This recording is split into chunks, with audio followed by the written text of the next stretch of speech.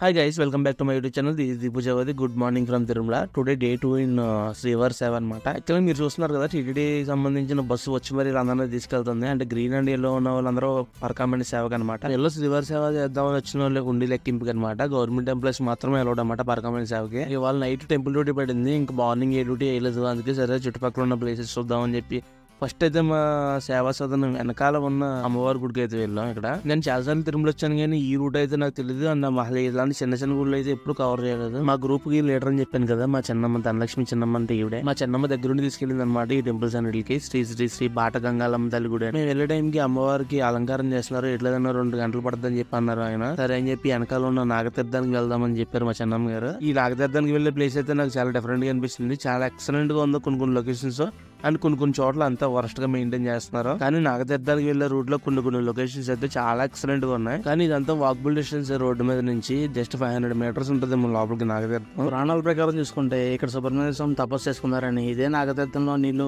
దాహం తీర్చుకోవడానికి వాడారని చెప్పి అందుకే ఈ చోటుకి నాగతీర్థం అని పేరు వచ్చిందని చెప్పి ప్రతీతి. తిరుమలలో చాలా తీర్థాలు ఉంటాయి, ప్రతి తీర్థానికి ఒక్కొక్క విశేషం ఉంటుంది. నాగతీర్థానికి కూడా విశేషం ఉంది. ఈ నాగతీర్థంలో నీళ్ళే స్వామివారు సుబ్రహ్మణ్య స్వామి దాహం తీర్చుకున్నారని చెప్పి ప్రతీతి. ఇక్కడ వాటర్ అయితే చాలా క్లారిటీగా అనిపించింది నాకు. లోపల అండర్ వాటర్ కూడా వీడియో తీసాను, కొంచెం బాగానే అనిపిస్తుంది ఈ వాటర్ కూడా.